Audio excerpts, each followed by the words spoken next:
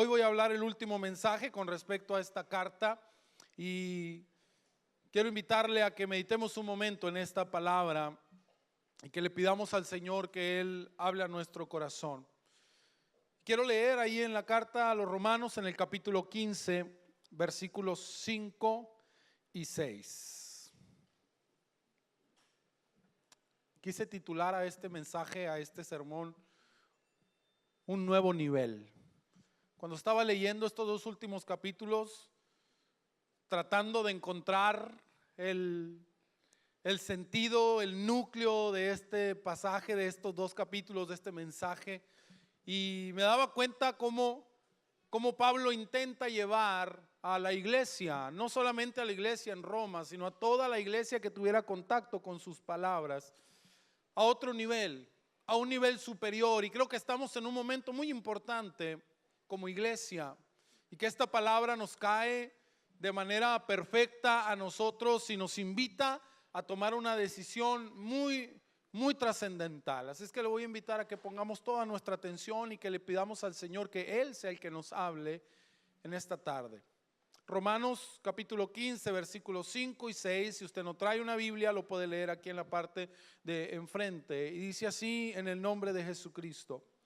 Que el Dios de la paciencia y de la consolación les conceda a ustedes un mismo sentir. Diga conmigo, un mismo sentir, según Cristo Jesús, para que todos juntos y a una sola voz glorifiquen al Dios y Padre de nuestro Señor Jesucristo.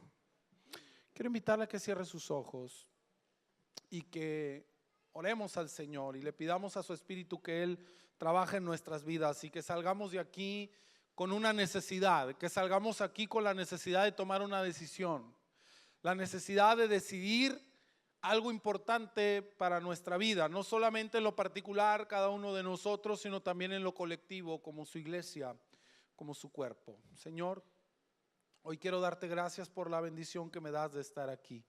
Quiero agradecerte, Señor, porque esta semana fue una semana de muchas bendiciones para mi vida en lo particular, pero hoy quiero resaltar el hecho de que tu palabra sigue trayendo a nuestro corazón sabiduría para poder vivir, sabiduría para poder cumplir con tu voluntad para nosotros. Gracias, Padre, porque sigues hablando, hablas fuerte y hablas claro a nuestro corazón. Hoy quiero pedirte que tu Espíritu sea el que tome esta palabra y la convierta en vida en cada uno de nosotros, que se pueda encarnar en el corazón de cada uno y que podamos ver. Yo quiero mirar, Señor, el resultado de tu palabra, porque tú mismo dijiste que tu palabra no vuelve vacía, sino que cumple el propósito con el cual ha salido. Yo quiero ver ese cumplimiento en mi vida primeramente y también en la vida de mis hermanos, todos los que formamos parte de esta familia, Señor.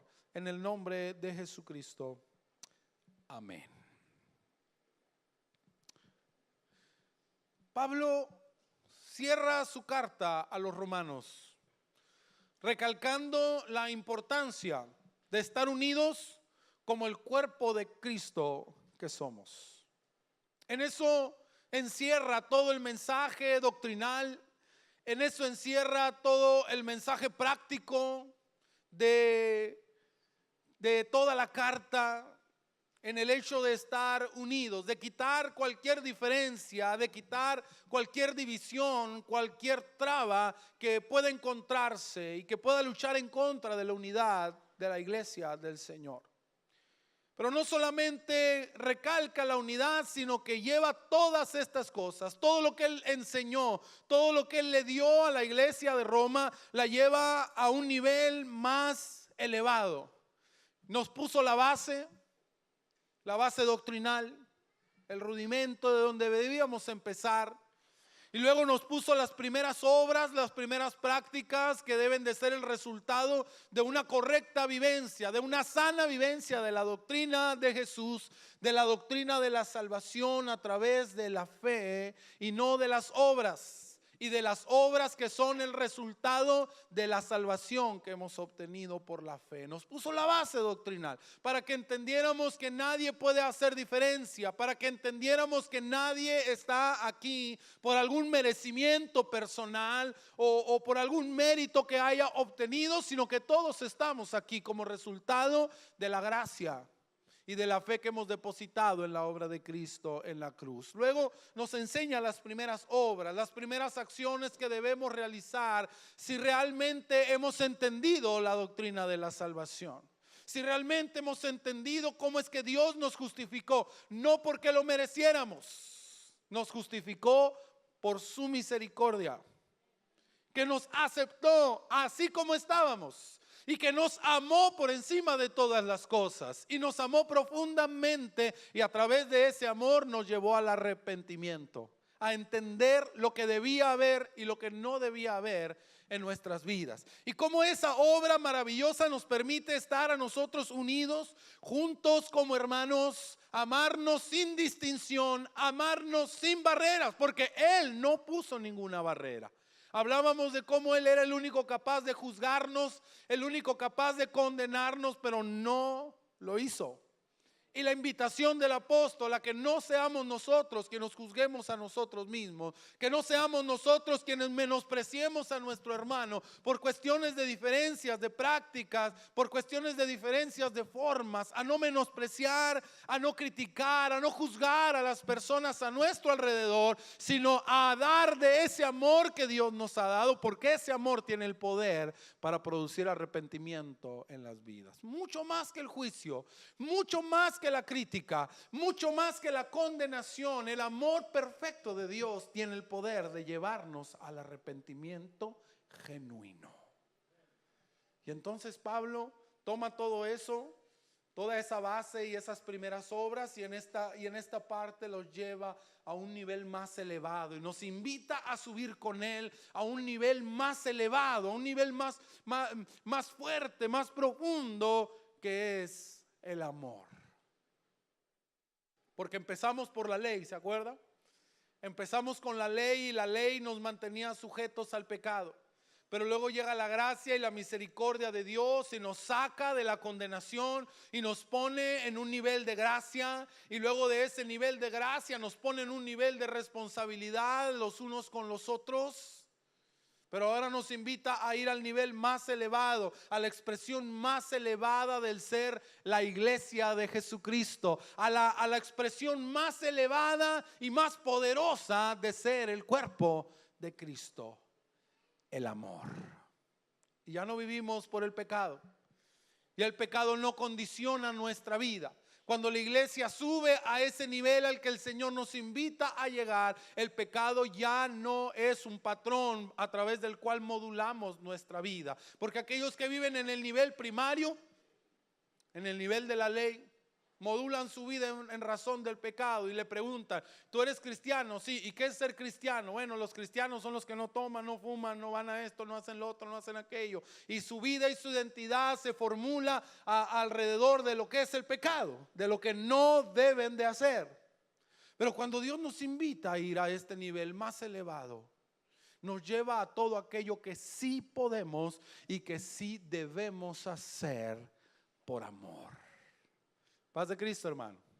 Si vamos bien hasta aquí, me estoy explicando. El amor es el nivel más elevado, es la expresión más elevada de la iglesia de Jesucristo. Ya no se trata de quién tiene la razón o no. Cuando llegamos a este nivel, eso ya no es importante. Quién tiene la razón o no, o de si algo es pecado o no es pecado. Y aclaro, no, el pecado no deja de ser pecado por eso, no, sigue siendo pecado. Pero ya tenemos esa firme conciencia de lo que realmente Dios pide de nosotros, de lo que es y de lo que no es. Ya no se trata de eso, se trata de si tenemos el amor de Dios en nuestras vidas y estamos dispuestos a glorificar a Dios en el mundo. Paz de Cristo, hermano. Deja de ser tan interno, deja de ser tan intrapuertas, aquí intramuros. Todo el meollo del asunto entre nosotros, y comienza a expandirse hacia afuera, hacia el mundo. Porque el amor de Dios no nos permite estar encerrados. Cuando vivimos en esa dinámica del pecado, nos mantiene dentro. Preferimos estar hacia adentro. Cuando el pecado es lo que modula la vida de la iglesia, nos metemos cada vez más.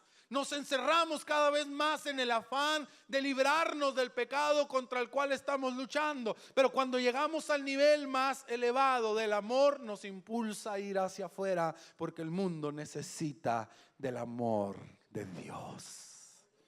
Dios nos invita a ir a un nivel más allá. Y el apóstol cierra su carta y tal vez no es muy sutil la manera en que lo deja entrever. No se nota a primera vista, y debo confesarle que tuve que leer muchas veces estos 2 capítulos para poder entender esta parte y pedirle mucha sabiduría al Señor. Pero creo que salta a nuestros ojos en algún momento esa dedicatoria del apóstol a decirles: ya saben la doctrina, conocen las primeras obras, pero no es ahí donde quiero que se queden. Hay algo más importante y más profundo a donde llegar en su vivencia como cuerpo de Cristo: el amor. Estamos en un tiempo muy importante para nosotros como iglesia. Es tiempo de tomar decisiones importantes, decisiones que pueden llevarnos a la etapa más productiva de nuestra vida como congregación. Paz de Cristo, hermanos. Pero importa mucho la decisión que cada uno de nosotros tomemos al respecto, si entramos o no en ese tiempo de bendición al que Dios nos está llamando a entrar. Pero entre esas decisiones importantes tiene que ver con qué es lo que nos va a mover a nosotros como cuerpo, qué es lo que nos va a impulsar, por qué estamos aquí, por qué nos mantenemos, por qué nos sostenemos en este lugar, cuál será nuestra motivación, qué es lo que nos motivará a seguir siendo iglesia, nuestros valores fundamentales, los valores que habrán de mover a nuestra familia, nuestra identidad como iglesia. Para poder hacer, primero tenemos que estar seguros de lo que vamos a ser. Lo que hacemos no hace lo que somos. Al contrario, lo que somos debe determinar lo que hacemos. Por eso es muy importante que tomemos decisiones sólidas como iglesia en cuál será nuestra identidad. Y creo que Pablo nos ha dejado muy claro a lo largo de esta carta que lo único que debe identificar a una iglesia, que es la iglesia de nuestro Señor Jesucristo, es el amor. El amor de Dios en nuestras vidas. Si eso es lo que nos impulsa, si es el amor de Dios lo que nos empuja a hacer las cosas, todo lo que hagamos, como dice la palabra, todas vuestras cosas sean hechas ¿con qué? Con amor. Si en eso se basan los valores fundamentales de nuestra iglesia, entonces estamos seguros de que nuestra base será sólida y tendremos bien claro quiénes somos y por qué estamos aquí. De eso depende que sigamos siendo iguales o que nos remontemos al propósito de Dios para nuestras vidas. Y quiero hacer una pregunta muy sincera. ¿Alguien quiere pasar al siguiente nivel? ¿Alguien quiere subir conmigo al siguiente nivel, al nivel de la mayor expresión de una iglesia, que es el amor? Entonces es necesario que entendamos las palabras del apóstol en este pasaje.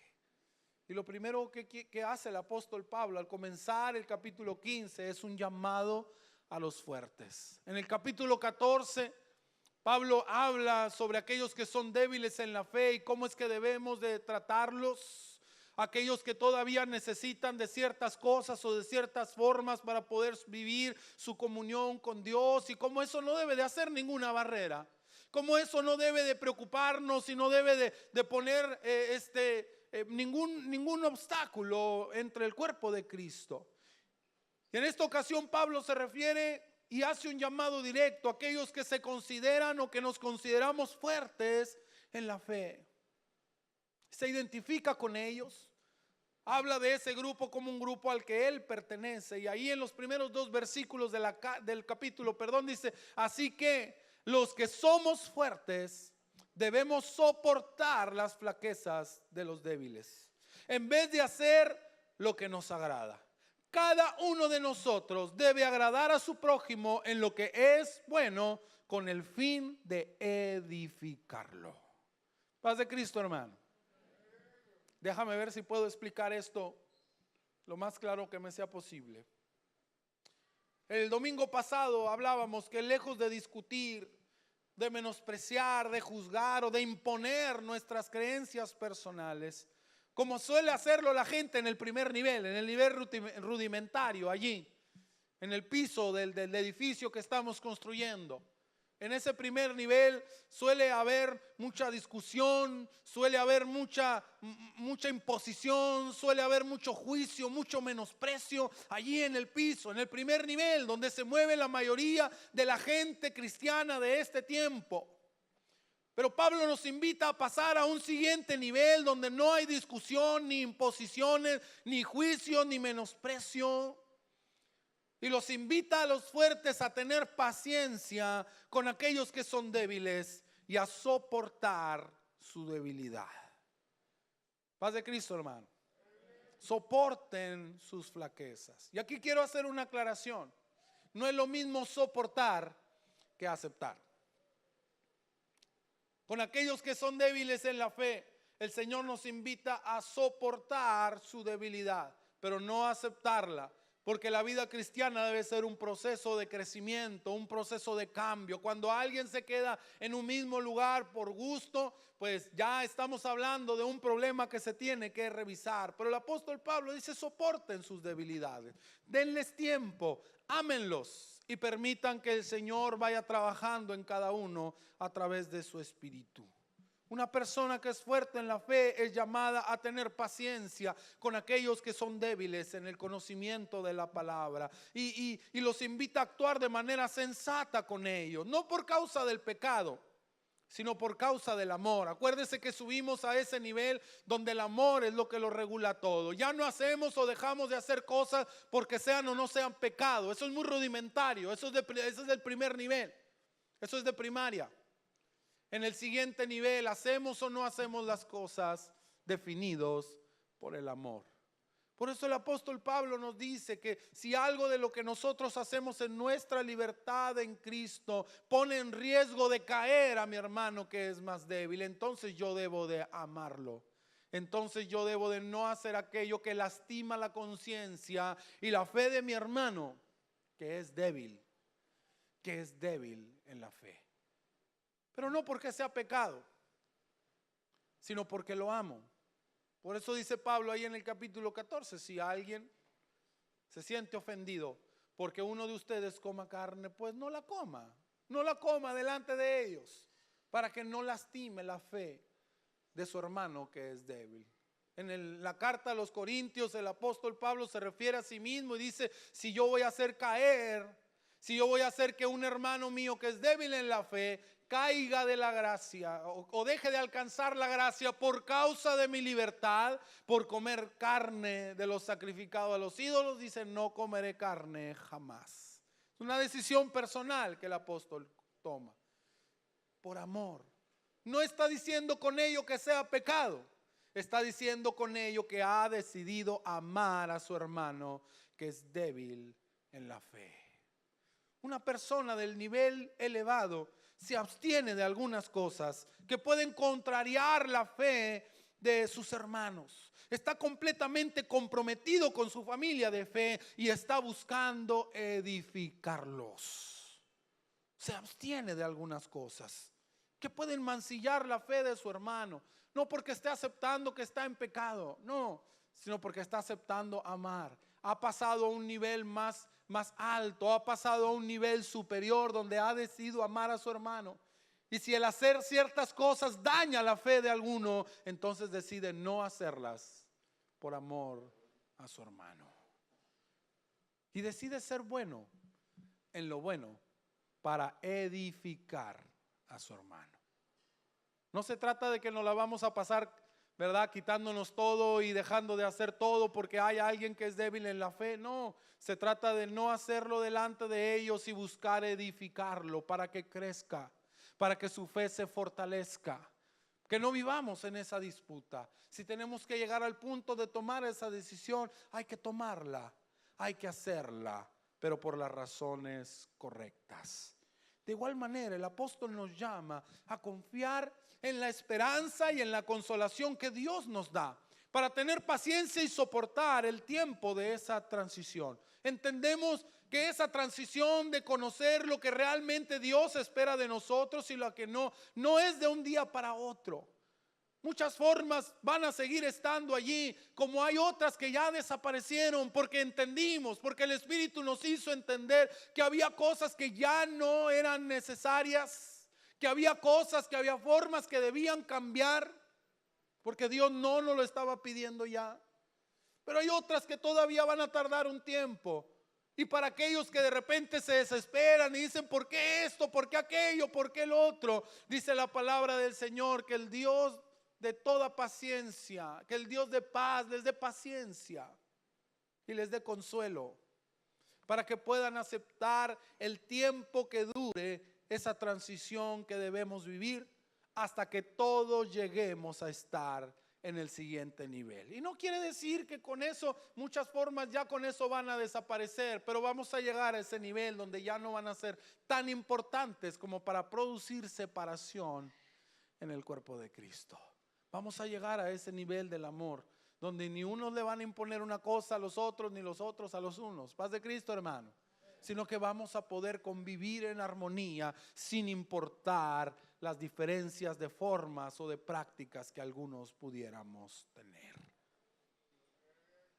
La segunda cosa que el apóstol hace, y creo yo la parte medular, central de todo este cambio, esta transición al siguiente nivel, esta transición a ese lugar donde el amor es el que dirige la vida de la iglesia, yo le llamé un mismo sentir. Este nivel más elevado al que me refiero queda de manifiesto a través de la palabra, a través de las palabras del apóstol Pablo, ahí en el versículo 5 que leíamos al principio de nuestra reflexión. Romanos 15:5 dice que el Dios de la paciencia y de la consolación les conceda a ustedes un mismo sentir según Cristo Jesús. Y esa parte es importantísima, es medular. Las iglesias del siguiente nivel no son precisamente aquellas en las que todos piensan igual, sino aquellas en las que piensan lo mismo. Paz de Cristo, hermano. Y pareciera que estoy haciendo un juego de palabras absurdo, pero no es la misma cosa pensar igual que pensar lo mismo.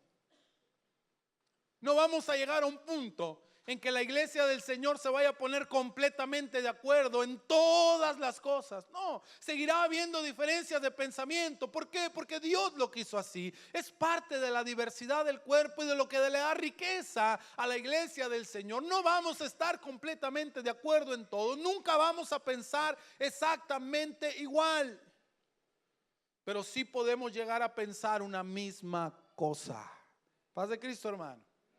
A eso se refiere Pablo con tener un mismo sentir. Es decir, que tengamos un mismo objetivo, una misma meta, que nos mueva un solo deseo. Unos lo lograrán de una forma, otros lo lograrán de otra, pero todos perseguimos el mismo fin. A eso se refiere con tener un mismo sentir. No que vamos a pensar exactamente todos igual. No, eso no va a pasar, hermano. Eso nunca va a pasar, porque tendríamos que dejar de lado nuestra autenticidad y tendríamos que dejar de lado nuestra identidad personal. Pero sí podemos llegar a pensar una misma cosa. Cada persona Dios la hizo especial, la hizo diferente. Tenemos inclinaciones distintas. A algunos nos gusta una cosa, a otros les gusta otra, y eso está bien. Siempre y cuando aprendamos a colaborar con eso que es mi inclinación y mi pensamiento personal, colaboremos para lograr un único y mismo fin. Paz de Cristo, hermano. ¿Sí me estoy explicando?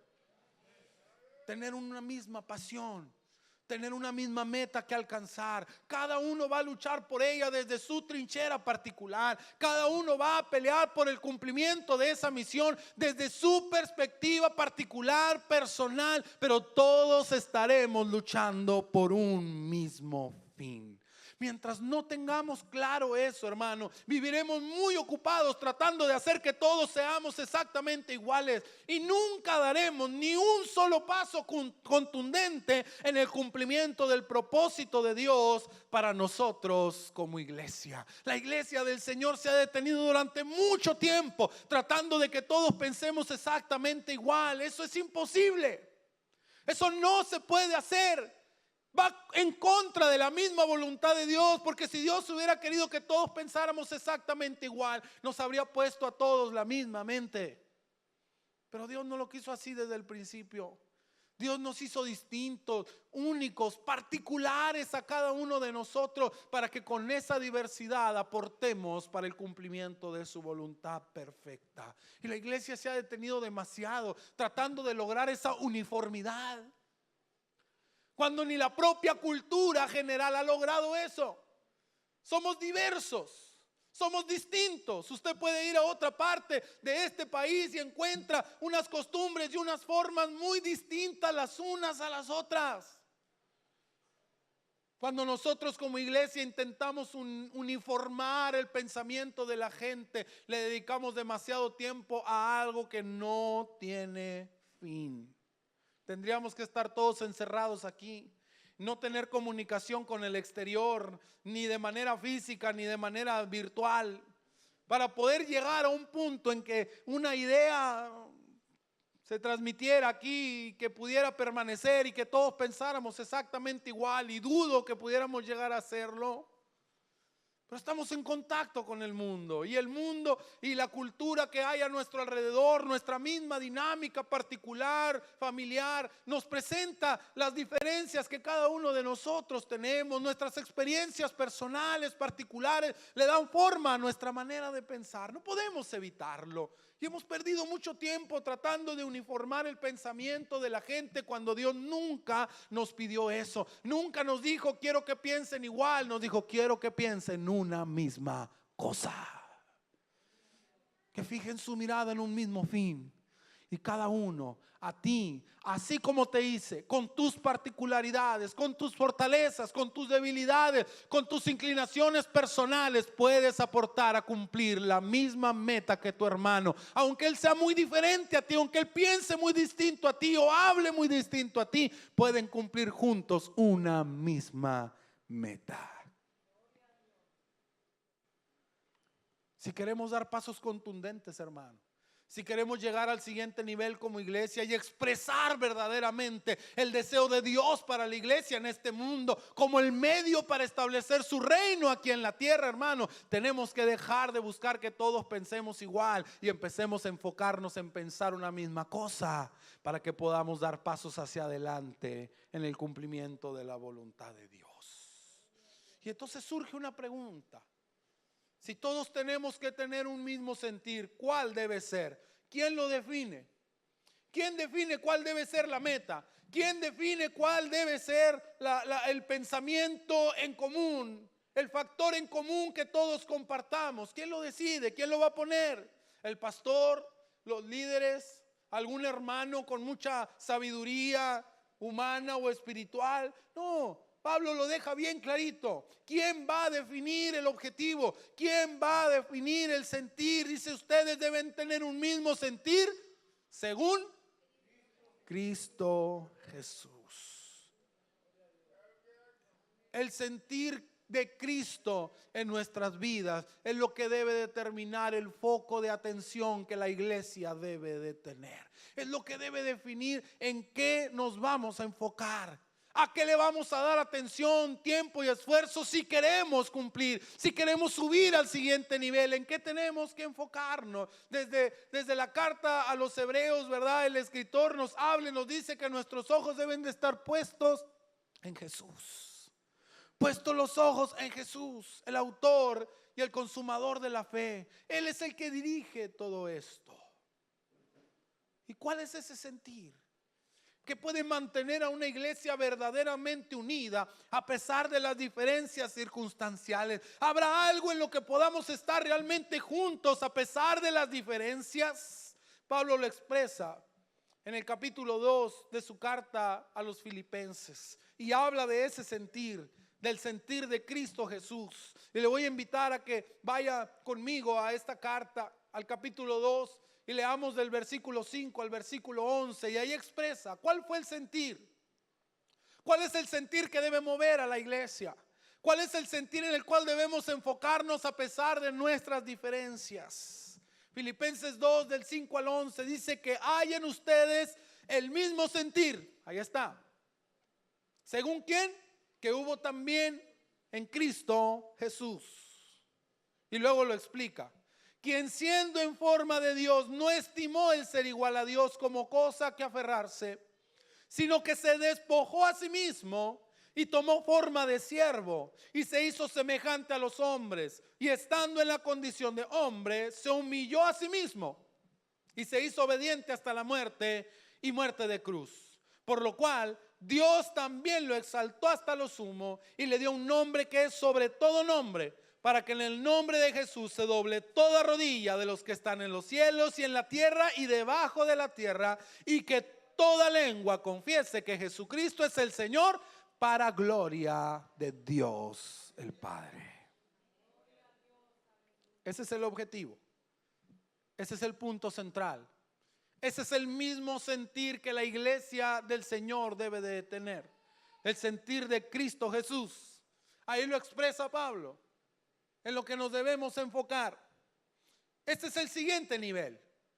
Eso es lo que debemos hacer, es el umbral que debemos de cruzar para llegar al siguiente nivel de la expresión, al nivel superior de la expresión de la vida de la iglesia. E implica muchas cosas importantes, pero logra el objetivo. Implica muchas decisiones importantes que debemos de tomar, pero es la única manera de lograr el objetivo del Señor para nosotros como iglesia.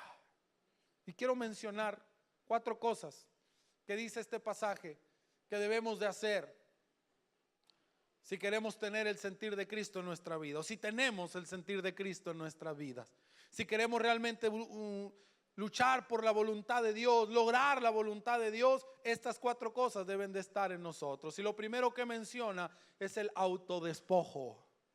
Dice, se despojó a sí mismo, y habla de una entrega voluntaria.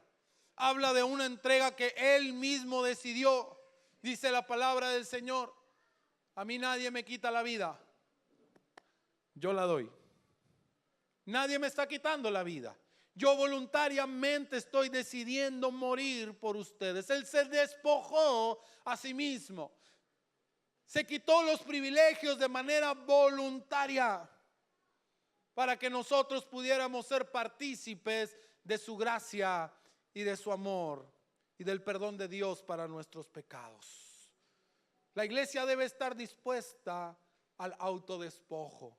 Estamos muy acostumbrados a pelear nuestros derechos. La sociedad actual es una sociedad que está completamente invertida. Ahora todo el mundo lucha por sus derechos y no piensa en los derechos de los demás. Paz de Cristo, hermano. Ahorita está en boga, ¿verdad? Esa controvertida decisión que tomaron los dirigentes o los diputados, senadores, no sé qué serán, del país de Argentina, de legalizar el aborto y de dar facilidades. Y habla de ese egoísmo de la gente en este tiempo. Mujeres egoístas. No estoy en contra de las mujeres, ni mucho menos, pero creo que es un paso demasiado radical el pensar que ese ser que está creciendo en su vientre no es una vida aparte de la suya, y entonces pelean su derecho a asesinar a otra persona. Porque el mundo actual se mueve de esa manera. Todo el mundo pelea derechos. Nadie quiere las responsabilidades. Todo el mundo quiere derechos. En ese sentido consiste el fracaso de nuestra democracia, de la democracia moderna. Eso ha sido el fracaso. Porque todo el mundo quiere exigir derechos, pero nadie habla de la responsabilidad. Nadie quiere asumir la responsabilidad de las cosas, pero sí quiere exigir lo que a él le toca. Y si no somos capaces de asumir la responsabilidad y exigir y dejar de exigir el derecho, mucho menos el mundo actual siente ni siquiera tantitas ganas de negarse a sus derechos. Paz de Cristo, hermano. Y eso nos ha tocado a todos. Y eso ha tocado también a la iglesia cristiana. No estamos dispuestos a negarnos a nuestros derechos. Jesús no se aferró, dice, al ser igual a Dios. No lo tomó como algo a lo cual aferrarse, sino que se despojó a sí mismo. Una iglesia que quiere llegar al siguiente nivel tiene que estar dispuesta a ceder. Mi tiempo, mis derechos, mis recursos, mi vida, mi gusto, mi placer, mi comodidad. Si queremos llegar al siguiente nivel, tenemos que estar dispuestos a despojarnos, a que nuestro itinerario ya no sea en función de nosotros, sino en función de Él. La segunda cosa que menciona el pasaje es una actitud de servicio. Dice, Él tomó forma de siervo. Una iglesia que quiere realmente glorificar al Señor allá en el mundo y mostrar la máxima expresión del ser iglesia, es una iglesia que está dispuesta a tomar forma de siervo. Paz de Cristo, hermano. El mundo necesita una iglesia que le sirva. No que sirva al pecado, que sirva al mundo, a las personas, a la gente. Pero si todavía dentro de nuestras cuatro paredes seguimos llegando aquí esperando a que nos sirvan, seguimos llegando aquí con una actitud de espectador y a ver qué me dan en el culto y a ver cómo me da el sermón el pastor o cómo canta el ministerio, y si me gusta salgo contento y si no me gusta salgo enojado porque no me sirvieron, porque no hicieron esto bien para mí, porque no estuvo bonito el culto. Hermano, no vinimos a darte a nada a ti, venimos todos a darle culto al Señor. Tiene que cambiar nuestra forma de pensar. Si todavía seguimos viniendo aquí a que nos sirvan, si no podemos ni siquiera mostrar espíritu de servicio aquí adentro, ¿qué esperamos allá afuera, hermano? ¿Qué podremos lograr allá afuera si no somos personas dispuestas a servir? Jesús nos dejó la línea bien marcadita. El Hijo del Hombre no vino para ser servido, sino para servir, y a servir al grado máximo en dar su vida en rescate por muchos. Una iglesia que llega al siguiente nivel comienza a mostrar un mejor espíritu de servicio. Tenemos que empezar a cambiar. Tenemos que empezar a generar esa transición de sentirnos dignos de que nos sirvan aquí, a empezar a sentirnos dignos de servir a las personas allá afuera, al mundo que nos necesita. Él tomó la forma de siervo. No vino aquí a ser adorado, no vino aquí a ser venerado por la gente. Rechazó cualquier reconocimiento humano porque Él tenía bien claro que no venía aquí a ser servido, sino a servir. ¿Cuál es tu mentalidad, hermano? ¿Hay en ti realmente una mentalidad de siervo? Hay en nosotros como iglesia una mentalidad de siervo, y vengo aquí y sirvo a los demás, y aunque no me den buena cara y aunque no me lo agradezcan, porque hay mucha gente y me he topado con mucha gente aquí que se molesta, que se enoja y luego me reclama: pastor, yo he hecho esto, yo he hecho aquello, yo he hecho lo otro, y nunca me lo reconocen. Entonces no lo hagas. Si lo haces para que te lo reconozcan, para que te aplaudan, para que todo el mundo te vea, hermano, entonces no lo hagas, porque eso no es espíritu de servicio. Un siervo sirve aunque nadie le agradezca. El Señor sabía que la mayoría de las personas por las cuales Él iba a morir lo iban a rechazar tajantemente, pero eso no lo hizo negarse a morir. Un espíritu de siervo que busca servir a los demás con todo lo que tiene y con todo lo que es. La tercera cosa que menciona el pasaje aquí es la empatía. Dice: y se hizo semejante a los hombres. Fíjate la manera en que el Señor nos salvó a nosotros. Él bien pudo haber abierto el cielo y ha hecho bajar su mano y habernos rescatado desde allá, desde arriba de donde estaba. Podía hacerlo. Podía hacerlo. Podía enviar a sus ángeles a enviar el mensaje y que la gente creyera. Pero Jesús no nos salvó así. Él no extendió la mano desde arriba hacia abajo para salvarnos. No, dice, bajó a las partes más profundas de la tierra. Se hizo semejante a los hombres. se puso por debajo de nosotros para levantarnos de donde estábamos. Primero se humanó, vivió con nosotros, experimentó nuestros temores más profundos, nuestras tristezas más agobiantes. Tuvo hambre, tuvo sueño, estuvo cansado como nosotros. Vivió la agonía de la muerte igual que cualquiera de nosotros. Se hizo semejante a los hombres para poder salvarnos desde allí. La iglesia del Señor, aquella que ha alcanzado el siguiente nivel, tiene que ser una iglesia empática. No podemos sentirnos mejor que las personas. Nosotros no ayudamos porque estamos muy bien y tú estás muy amolado, por eso te ayudamos. No, hermano, ese no es el sentir. Eso no es empatía, eso es arrogancia. La iglesia del Señor, aquella que ha subido a un nivel más arriba, es aquella que es empática con el hombre, que vive con la gente, que no se separa del mundo al que ha venido a servir, sino que se une a ellos, no para ser igual, no para caer en el pecado como ellos, sino para vivir con ellos, para poder levantarlos desde abajo, ser semejante a los hombres.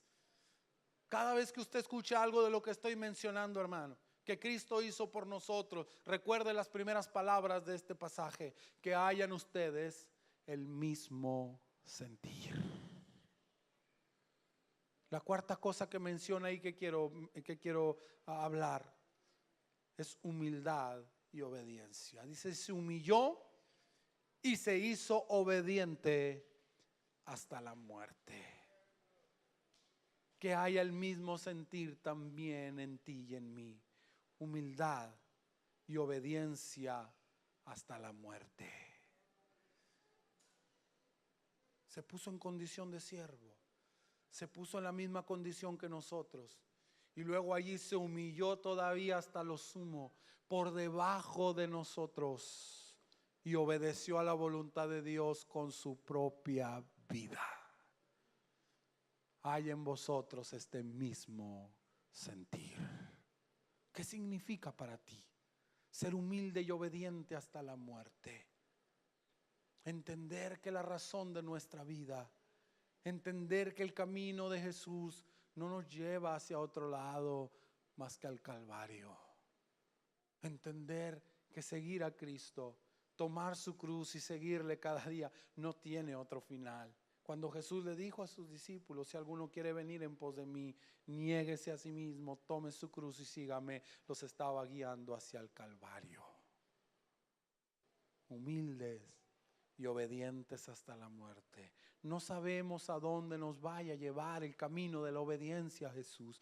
No sabemos, no podemos vaticinar un futuro muy bonito y muy florido. Tal vez no, tal vez será todo lo contrario a eso, hermano. Pero tú y yo no tenemos la mirada puesta en las cosas que van a terminar aquí en la tierra. Hemos puesto nuestra mirada en una morada que permanece para siempre con Cristo. Pero hay que pasar por la humildad y por la obediencia si queremos llegar a ese nivel de la expresión verdadera del amor de Cristo en su iglesia. Y cuando cumplimos con estas cosas, Dios nos lleva al siguiente nivel. Dios nos lleva al nivel más elevado. Y viene la respuesta de parte de Dios cuando una iglesia tiene el mismo sentir que hay en Cristo Jesús. Dice primero: Dios nos exalta. Cuando Jesús tuvo este sentir, se humilló, se autodespojó, tomó actitud de siervo, se hizo obediente, fue empático con nosotros. Cuando Jesús tuvo ese sentir, Dios lo exaltó hasta lo sumo. Paz de Cristo, hermano. Cuando la iglesia, el cuerpo de Cristo, tiene el mismo sentir que hay en Cristo Jesús, la respuesta de Dios es ser exaltados por Cristo. Dice la palabra del Señor: humíllense bajo la poderosa mano del Señor y Él los exaltará cuando fuere el tiempo. Si queremos que esta iglesia realmente impacte a esta ciudad, primero tenemos que estar dispuestos a tener el sentir de Cristo en nuestra vida. Y podemos estar seguros que cuando eso pase, Dios nos exaltará al lugar donde debemos estar, para que brillemos y que toda esta ciudad pueda ser alumbrada con la luz de Cristo en nuestras vidas.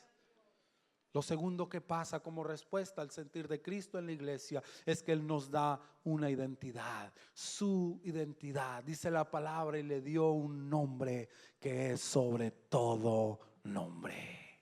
¿Sabe? Cuando la iglesia del Señor llega al siguiente nivel, cuando la iglesia del Señor tiene el sentir de Cristo en su vida, el nombre del Señor comienza a resaltar entre nosotros y su identidad comienza a verse entre nosotros. Cuando podamos vivir el sentir de Cristo en nosotros como iglesia, entonces la gente nos va a ver hacia acá, nos va a ver a nosotros y no les va a quedar duda de que somos la iglesia del Señor Jesucristo. Paz de Cristo, hermano. Cuando el sentir de Cristo está en nuestras vidas, nuestra identidad será clara para la gente. Nos verán allá afuera. Las personas nos verán y van a reconocer que hay algo en nuestras vidas, que hay algo en nosotros que no hay en nadie más. El sentir de Cristo. Su identidad, su nombre sobre nosotros tendrá un verdadero poder, porque sabe, el nombre de Jesucristo no es una fórmula mágica. El nombre de Jesucristo no es una invocación milagrosa. No. El nombre de Jesucristo es una identidad. Es para aquellos que han aprendido a vivir la vida de Cristo en ellos. En ellos es en quienes el nombre tiene poder. Dice la palabra, estas señales seguirán a los que creen, a los que viven de acuerdo al sentir de Cristo. Y entonces el nombre de Jesucristo tendrá un verdadero poder sobre nosotros. Y lo último que menciona allí es que una iglesia que tiene el sentir de Cristo y que Dios la lleva al siguiente nivel como iglesia es que le damos la gloria a Dios. Y esa es la verdadera meta de la iglesia, que Dios sea glorificado por todos a causa de nuestra vida. Creo que es algo que no hemos logrado en esta ciudad. Paz de Cristo, hermano. Creo que ninguna iglesia lo ha logrado en esta ciudad, que la gente glorifique a Dios por causa de nosotros. Y eso es porque nos hemos confundido un poco en la situación aquí, hermano. Glorificar a Dios en el nivel primario, en el nivel de suelo, significa que nosotros nos reunamos en lugares como estos a darle gloria a Dios, que nos reunamos a cantar y a orar y a estudiar la palabra y a saltar y a levantar las manos. Y eso está bien, pero ese es el nivel primario. No se refiere a eso. El apóstol Pablo no se refiere a que hay iglesias llenas de personas cantando y saltando y dándole gloria a Dios. Eso está bien, pero ese es solamente el primer nivel. Cuando el Señor se refiere a través del apóstol a que glorifiquemos a Dios, significa que la gente afuera, que las personas allá afuera le den gloria a Dios por lo que nosotros estamos haciendo. Paz de Cristo, hermano. ¿Cuántas veces has visto que la gente de Hermosillo glorifique a Dios por causa de los cristianos? ¿Cuántas veces lo has visto? ¿Cuántas veces has visto que las personas en tu trabajo, en tu casa, en tu escuela, le den gloria a Dios por tu causa?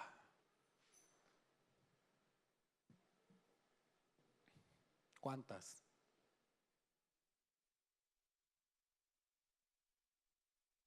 Esa es la finalidad, hermano.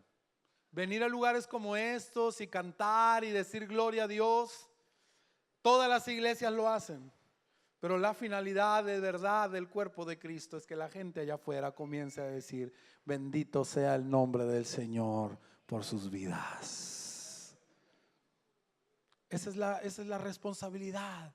Y eso es lo que queremos lograr, que nuestra vida, que nuestras acciones provoquen que la gente le dé gloria a Dios. Por eso es tan importante tener el sentir de Cristo en nuestras vidas, porque mientras no aprendamos a despojarnos, hermano, a dejar nuestro placer, nuestra comodidad o nuestros intereses personales a un lado, el quedar bien con nosotros, no importa lo que hagamos, la gente no le dará gloria a Dios. Mientras haya personas que estén buscando buscando el reconocimiento por todo lo que hacen, mientras estén buscando primero su comodidad y después lo que puedan darle al Señor, la gente no llegará a ese punto de darle gloria a Dios por nuestras vidas. Mientras no dejemos de venir aquí a ver qué pueden darnos y a quejarnos cuando no sea de nuestro agrado, en vez de estar siempre en un espíritu de servicio, dispuestos a poner nuestro tiempo, talento y esfuerzos para servir en la obra del reino de Dios, seguiremos como todos los demás en el nivel primario. Mientras nos mantengamos encerrados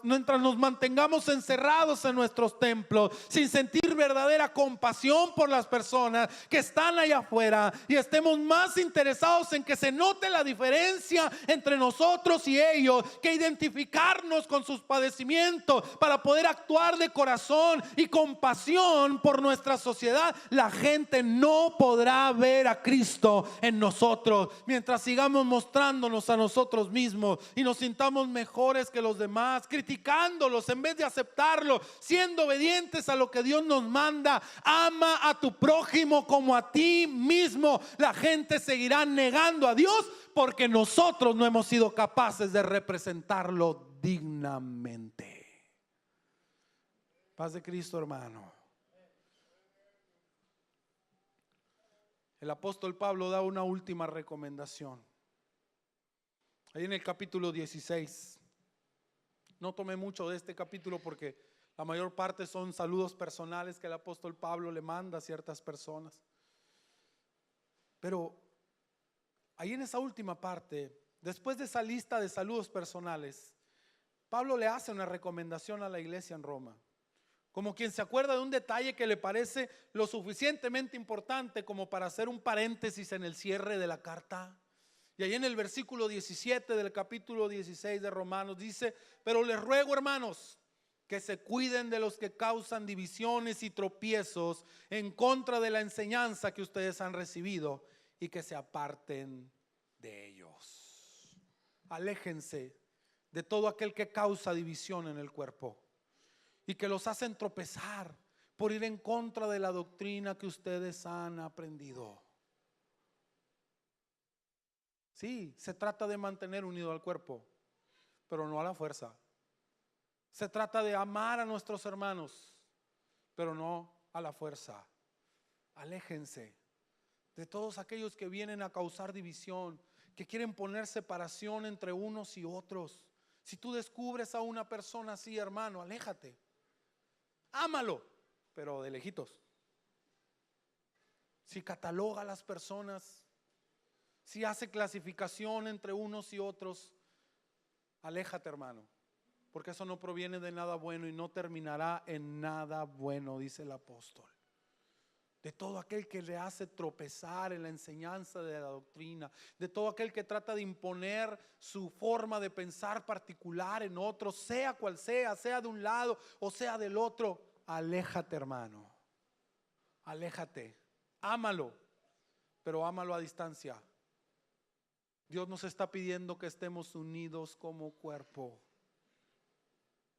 Mantente firme en la doctrina que has aprendido y no permitas que nadie te haga caer por cuestiones de formas o de prácticas. Si alguien está intentando separar al cuerpo, hermano, aléjate.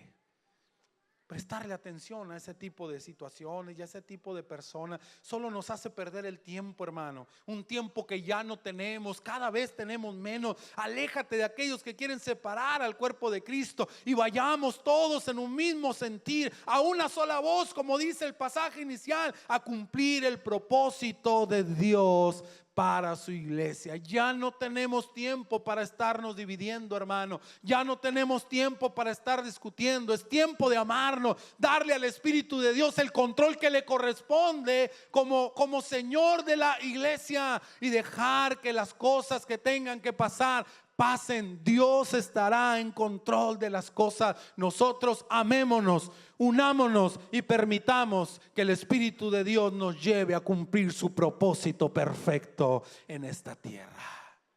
Y me encanta la forma en que termina. Me encanta la forma en que termina el pasaje con una promesa. cómo termina su carta, con una promesa increíble que creo yo es el cierre de todo lo que nos ha enseñado en toda su carta. Si ustedes viven la sana doctrina, se aman unos a otros y deciden hacer que el mundo le dé gloria a Dios por causa de ustedes, dice, muy pronto el Dios de paz aplastará a Satanás bajo los pies de ustedes.